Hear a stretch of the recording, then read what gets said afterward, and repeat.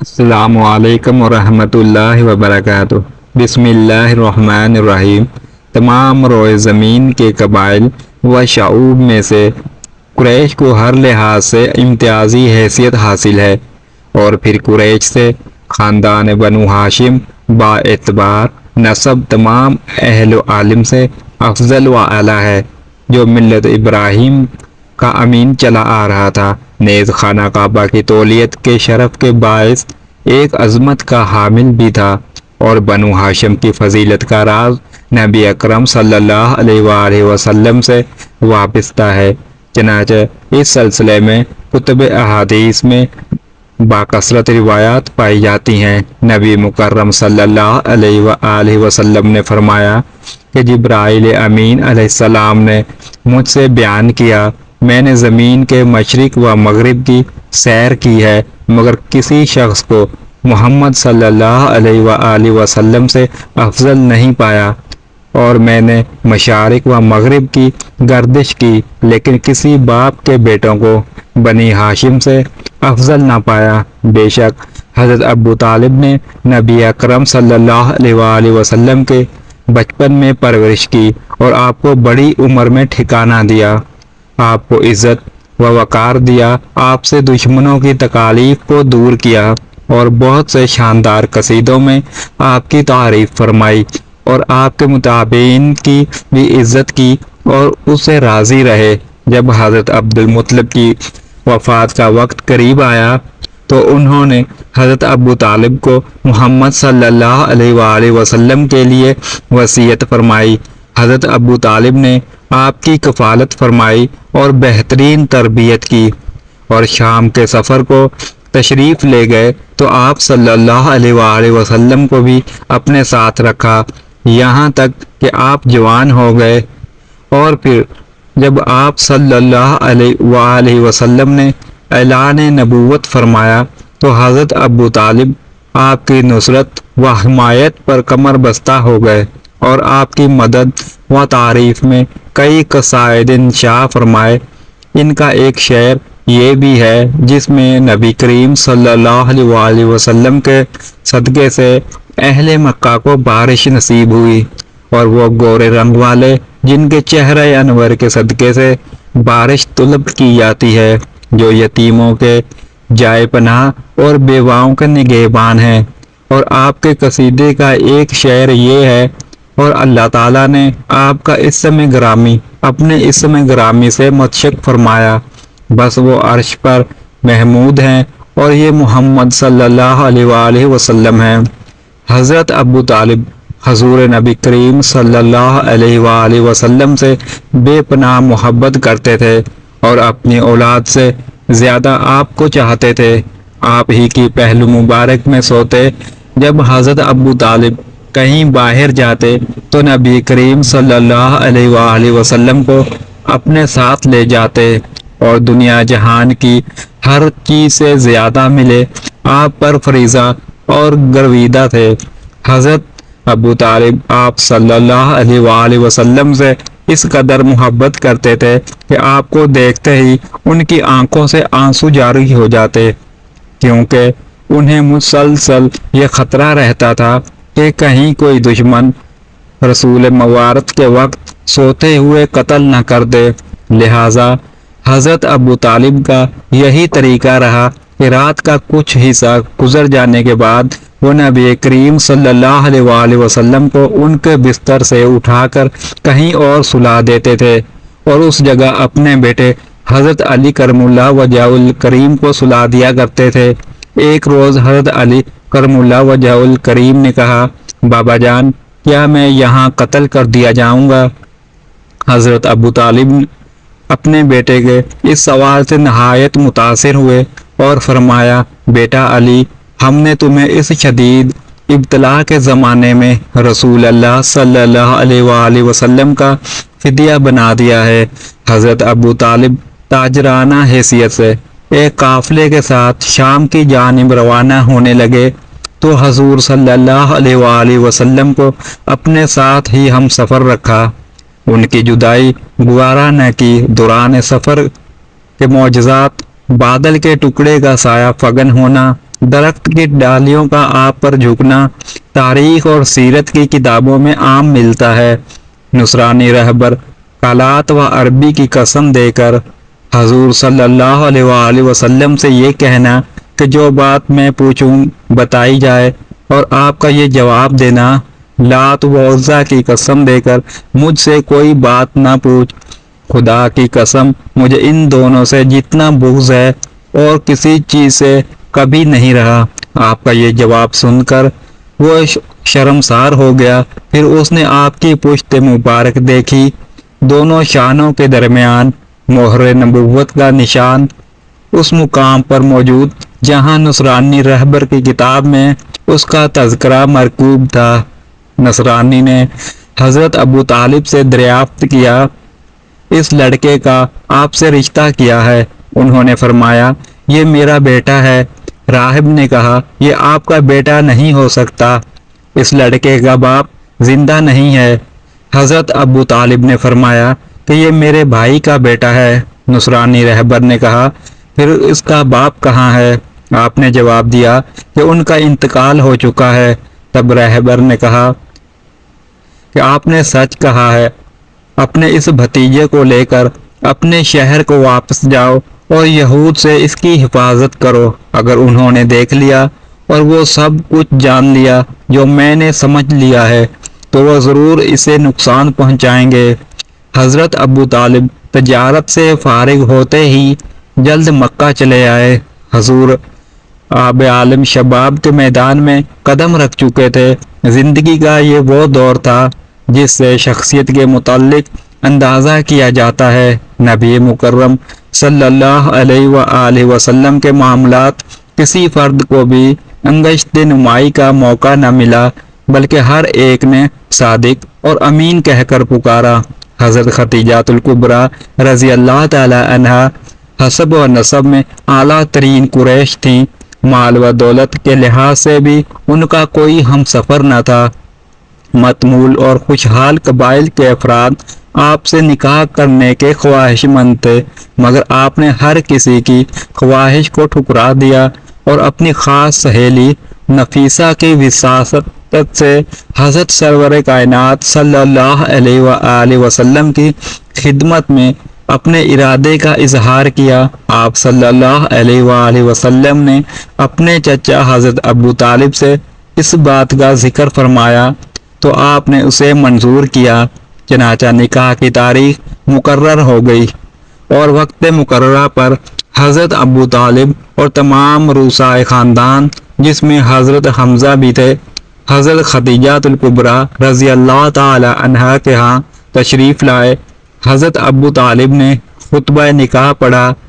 خطبے کی ابتدا ان الفاظ سے ہوتی ہے، تمام تعریف اس خدائے بزرگ و برتر کے لیے ہے جس نے ہمیں ذریت ابراہیم اور اولاد اسماعیل و نسل ماد اور صلب مصر سے پیدا کیا اور ہم کو بیت کعبہ کا محافظ اور اپنے حرم محترم کا نگہبان مقرر فرمایا، ہمارے لیے ایک ایسا گھر قرار دیا جس کا خلق خدا حج کرتی ہے، اور ایسی متبرک زمین عطا کی جہاں اللہ تعالیٰ کی مخلوق امن پاتی ہے۔ ماں سوائے اس کے اللہ تعالیٰ نے ہم کو لوگوں پر حاکم بنایا۔ اما بعد، میرا یہ بھتیجا محمد بن عبداللہ صلی اللہ علیہ وآلہ وسلم، جن کا اگر کسی شخص سے مقابلہ اور موازنہ کیا جائے تو ازوال فضل و کمال اور باعتبار شرافت و دیانت یہی گرامی تر نکلے گا۔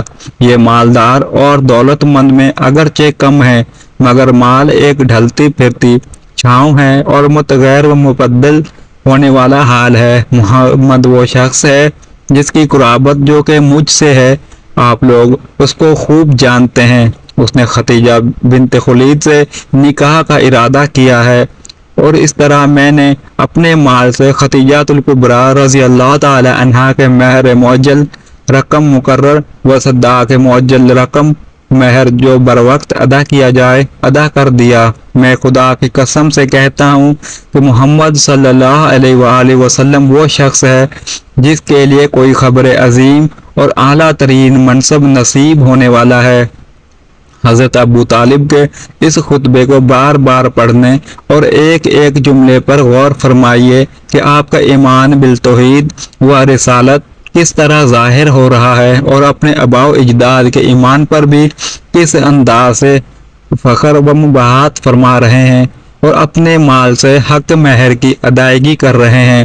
یہ سچ ہے کہ حضرت ابو طالب کو یقین کامل تھا کہ میرا یہ بیٹا ابو طالب موحد ہے، اس لیے دنیا سے رخصت ہوتے وقت حضور صلی اللہ علیہ وآلہ وسلم کسی اور کی نگرانی میں نہ دیا۔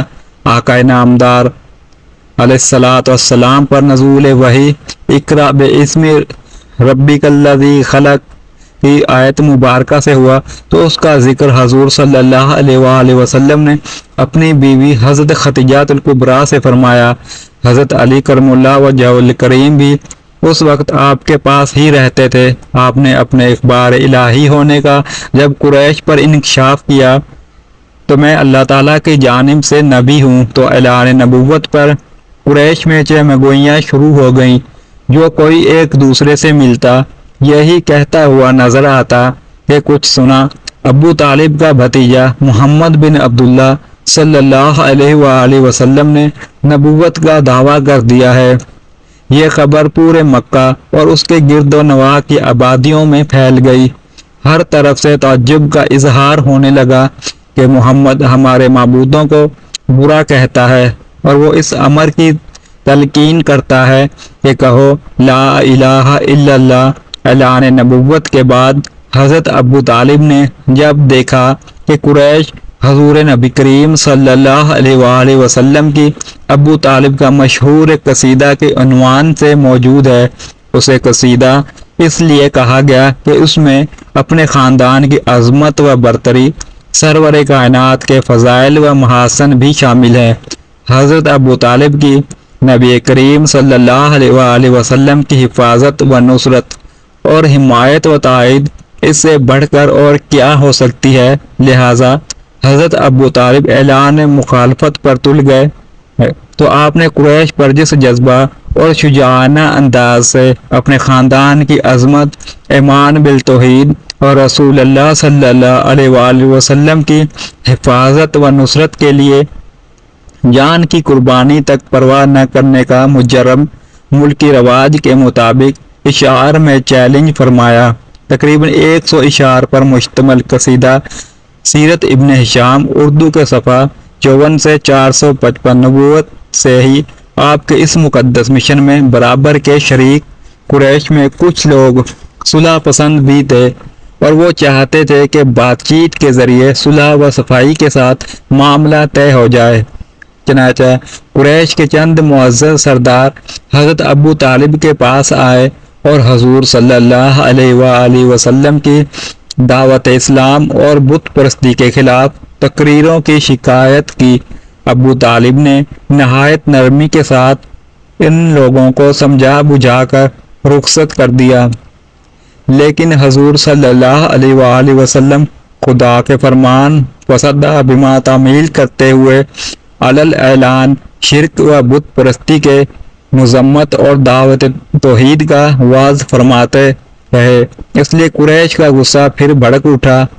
چنانچہ اس لیے تمام سرداران قریش یعنی عقبہ، شعبہ، ابو سفیان، عاص بن ہشام، ابو جہل، ولید بن مغیرہ، عاص بن وائل وغیرہ وغیرہ سب ایک ساتھ مل کر ابو طالب کے پاس آئے اور کہا کہ آپ کا بھتیجا ہمارے معبودوں کی توہین کرتا ہے، اس لیے یا تو آپ درمیان سے ہٹ جائیں اور اپنے بھتیجے کو ہمارے سپرد کر دیں، یا پھر آپ بھی کھل کر ان کے ساتھ میدان میں نکل پڑیں تاکہ ہم دونوں میں سے ایک کا فیصلہ ہو جائے۔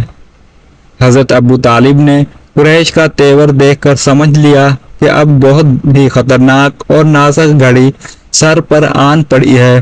ظاہر ہے کہ اب قریش برداشت نہیں کر سکتے اور میں اکیلا تمام قریش مکہ کا مقابلہ بھی نہیں کر سکتا۔ ابو طالب نے حضور صلی اللہ علیہ وآلہ وسلم کو انتہائی مخلصانہ اور مشفقانہ لہجے میں سمجھایا کہ میرے پیارے بھتیجے، اپنے بوڑھے چچا کی سفید داڑھی پر رحم کرو اور بڑھاپے میں مجھ پر اتنا بوجھ مت ڈالو کہ میں اٹھا نہ سکوں۔ اب تک تو قریش کا بچہ بچہ میرا احترام کرتا تھا، مگر آج قریش کے سرداروں کا لب و لہجہ اور اس کا تیور اس قدر بگڑا ہوا تھا کہ اب وہ مجھ پر اور تم پر تلوار اٹھانے سے بھی دریغ نہیں کریں گے۔ لہٰذا میری رائے یہ ہے کہ تم کچھ دنوں کے لیے دعوت اسلام موقوف کر دو۔ اب تک حضور صلی اللہ تعالی علیہ وآلہ وسلم کے ظاہری معین مددگار جو کچھ بھی تھے وہ صرف اکیلے ابو طالب ہی تھے۔ حضور صلی اللہ علیہ وآلہ وسلم نے دیکھا کہ اب ان کے قدم بھی اکھڑ رہے ہیں۔ چچا کی گفتگو سن کر حضور اقدس صلی اللہ تعالی علیہ وآلہ وسلم نے بھرائی ہوئی مگر جذبات سے بھری ہوئی آواز میں فرمایا، چچا جان، خدا کی قسم اگر قریش میرے ایک ہاتھ میں سورج اور دوسرے ہاتھ میں چاند لا کر بھی رکھ دیں تب بھی میں اپنے اس فرض سے باز نہ آؤں گا۔ یا تو خدا اس کام کو پورا فرما دے گا یا میں خود دین اسلام پر قربان ہو جاؤں گا۔ حضور صلی اللہ تعالی علیہ وآلہ وسلم کی یہ جذباتی تقریر سن کر ابو طالب کا دل پسیج گیا اور وہ اس قدر متاثر ہوئے کہ ان کی ہاشمی رگوں کے خون کا قطرہ قطرہ بھتیجے کی محبت میں گرم ہو کر کھولنے لگا اور انتہائی جوش میں آ کر کہہ دیا کہ اے محمد صلی اللہ علیہ وآلہ وسلم، جاؤ، میں تمہارے ساتھ ہوں۔ جب تک میں زندہ ہوں کوئی تمہارا بال بیکا نہیں کر سکتا۔ قریش مکہ کے سرداروں نے بنو ہاشم اور بنو مطلب کے بائیکاٹ کا فیصلہ کیا اور یہ معاہدہ خانہ کعبہ میں لٹکا دیا گیا۔ سیرت رسول میں آج ملاحظہ کیجئے کہ بادی عالم اور آپ کے اہل خاندان نے 3 سال تک کتنی مشکلیں برداشت کیں۔ معاہدہ لکھ کر جوف کعبہ میں لٹکا دیا گیا۔ حضرت ابو طالب کو خبر ملی تو انہوں نے تمام بنی ہاشم اور بنی مطلب کو جمع کیا۔ چچا ابو طالب کو اس کا اندیشہ تھا کہ اب یہ آیان قریش انتہائی قدم اٹھاتے ہوئے بھتیجے محمد صلی اللہ علیہ وآلہ وسلم کو جسمانی نقصان پہنچانے کی پوری کوشش کریں گے۔ اس اندیشے کا اظہار انہوں نے اپنے بھائیوں اور بھتیجوں سے کیا تو سب نے اس کا حل بھی انہی پر چھوڑ دیا۔ حضرت ابو طالب نے فیصلہ کیا کہ فی الوقت سب لوگ شعب ابی طالب میں چلے جائیں اور وہیں قیام کریں، سب ایک ساتھ رہیں، اس طرح حفاظت بھی رہے گی اور اجتماعیت بھی برقرار رہے گی۔ یوں اب محلوں میں رہنے سے کوئی فائدہ نہ تھا۔ مقاطع کی صورت میں ان لوگوں کے بالکل الگ تھلگ پر جانے کا اندیشہ تھا۔ جو قریش کے دوسرے قبیلوں کے درمیان مکان بنا کر رہ رہے تھے، ابو طالب بھی بھائی تھا، ابو لہب بھی بھائی تھا، مگر وہ اس میٹنگ میں شریک نہیں تھا اور اس کے علاوہ تمام لوگ شعب ابی طالب میں منتقل ہو گئے۔ یہ ایک وسیع و عریض گھاٹی تھی جو 2 پہاڑوں کے بیچ قدرتی طور پر بن گئی تھی اور اس وقت حضرت ابو طالب کی ملکیت میں تھی۔ قریش کے تمام 10 قبیلوں کے پاس اپنی اپنی گھاٹیاں تھیں۔ ابو لہب کو بڑا ناز تھا کہ اس نے اپنے آبا و اجداد کے دین کی خاطر لات و عزیٰ کی عظمت تحفظ کے لیے اپنے سگے بھائیوں اور بھتیجوں کو چھوڑ دیا ہے۔ اور وہ ایک دن عقبہ بن ربیعہ کی بیٹی ہند کے پاس گیا اور جا کر کہنے لگا، اے عقبہ کی بیٹی، کیا میں ان لوگوں کو چھوڑ کر جنہوں نے لات و عزیٰ کو چھوڑا اور ان معبودوں کے خلاف بغاوت لات و عزیٰ کی مدد نہیں کی؟ ہند نے جواب دیا، ہاں تم نے مدد کی ہے، اللہ تمہیں اس کا بہترین اجر جزا ادا فرمائے گا۔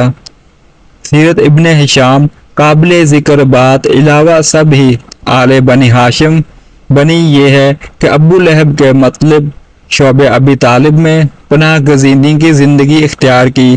ان میں مسلمان بھی تھے اور غیر مسلم بھی۔ مسلمانوں نے دین کی خاطر اور کافروں نے خاندانی و نسبی تعلق کی وجہ سے قید و بندگی کی زندگی کو ترجیح دی۔ 3 سال کی مدت کم نہیں ہوتی، خاص طور پر اس وقت جب یہ مدت مصائب اور مشکلات سے بھری ہوئی ہو، راحت اور آرام اور خوشی اور مسرت کے دن پر لگا کر اڑ جاتے ہیں، جبکہ پریشانیوں کا وقت آہستہ آہستہ جاتا ہے۔ شعب ابی طالب میں نبی اکرم صلی اللہ تعالی علیہ وآلہ وسلم اور آپ کے افراد خاندان کے دن مشقت بھرے تھے۔ کفار نے مکمل طور پر بائیکاٹ کر رکھا تھا۔ وہ لوگ ان تک کھانے پینے کی کوئی چیز پہنچنے نہیں دیتے، اور نہ بازار والوں کو یہ اجازت تھی کہ وہ ان لوگوں کو کوئی چیز فروخت کریں۔ بڑے تو کسی نہ کسی طرح فاقوں پر صبر کر لیتے، لیکن چھوٹے چھوٹے معصوم بچے کیسے صبر کرتے؟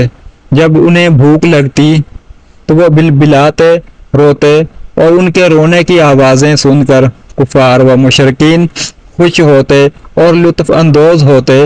انہیں ذرا رحم نہ آتا، ان کا دل ذرا برابر نہ پسیجتا۔ حضرت عقبہ بن غسوان کہتے ہیں کہ رسول اللہ صلی اللہ علیہ وآلہ وسلم کے ساتھ ہمارا پورا ہفتہ ایسے گزر جاتا کہ ہمارے پاس کھانے کے لیے درختوں کے پتوں کے علاوہ کچھ نہ ہوتا تھا۔ پتے کھا کھا کر ہمارے منہ چھل جایا کرتے تھے۔ حضرت سعد بن ابی وقاص فرماتے ہیں، شعب ابی طالب میں ہماری زندگی سختیوں میں سے گزر رہی تھی۔ ایک مرتبہ میں بھوکا تھا، اتفاق سے رات کو میرا پیر کسی تر چیز پر پڑا۔ میں نے وہ چیز اٹھا کر زبان پر رکھ لی اور اسے نگل گیا۔ مجھے آج تک پتہ نہیں چلا وہ کیا چیز تھی۔ علامہ سہیلی لکھتے ہیں کہ جب کوئی قافلہ اشیاء خوردنی لے کر مکہ مکرمہ میں آتا تو شعب ابی طالب کے محاصرین میں سے کچھ لوگ اس امید پر باہر نکلتے کہ شاید قافلے والے ہمیں کچھ فروخت کر دیں۔ مکہ والے تو انہیں دیکھتے ہی منہ پھیر لیتے۔ جب وہ ان کے قافلے والوں کے پاس پہنچتے اور ان سے کوئی چیز خریدنا چاہتے تو اللہ کا دشمن ابو لہب ان کے پاس آ کر کھڑا ہو جاتا اور ان سے کہتا کہ یہ محمد صلی اللہ علیہ وآلہ وسلم کے ساتھی ہیں، انہیں مہنگے دام بتاؤ تاکہ یہ کوئی چیز خرید نہ سکیں۔ نقصان کی پرواہ نہ کرنا اور اس کی بھرپائی میں کر دوں گا۔ وہ لوگ ابو لہب کے بہکاوے میں آ کر مسلمانوں کو اتنے زیادہ دام بتاتے کہ وہ خریدے بغیر خالی ہاتھ اپنے بچوں کے پاس واپس آ جاتے۔ بچے بھوک سے بلبلا رہے ہوتے مگر ان کے پاس کھانے کو کچھ نہ ہوتا۔ وہ لالچی تاجر ابو لہب کے پاس جا کر اپنا منافع لے لیتے۔ مسلمان اور ان کے ساتھ جو لوگ بھی تھے وہ بڑی آزمائش سے گزر رہے تھے اور ان کے پاس کھانے کو بھی کچھ نہ تھا۔ کتنے مشکل، سخت اور جان گسل حالات مسلمانوں کے لیے، ہم ان حالات کا تصور بھی نہیں کر سکتے۔ اور جب ہم یہ دیکھتے ہیں یہ صورتحال 2-4 دن یا 2-4 مہینوں تک باقی نہیں رہی بلکہ مسلسل 3 سال اسی حالت میں گزرے تو کلیجہ منہ کو آتا ہے اور آنکھیں اشک بار ہو جاتی ہیں۔ ابو طالب بیٹے، بھائی یا آپ کے کسی چچا زاد بھائی کو سونے کے لیے کہتے۔ امام بخاری رحمۃ اللہ علیہ بیان کرتے ہیں کہ جب حضرت ابو طالب کی وفات کا وقت قریب ہوا تو نبی کریم صلی اللہ تعالی علیہ وآلہ وسلم ان کے پاس تشریف لے گئے اور اس وقت وہاں ابو جہل بھی بیٹھا ہوا تھا۔ نبی کریم صلی اللہ تعالی علیہ وآلہ وسلم نے فرمایا، چچا کلمہ لا الہ الا اللہ ایک مرتبہ کہہ دو، اللہ کی بارگاہ میں آپ کی بخشش کے لیے ایک یہی دلیل میرے ہاتھ آ جائے گی۔ اس پر ابو جہل اور عبداللہ بن ابی امیہ نے کہا، اے ابو طالب، کیا عبد المطلب کے دین سے تم پھر جاؤ گے؟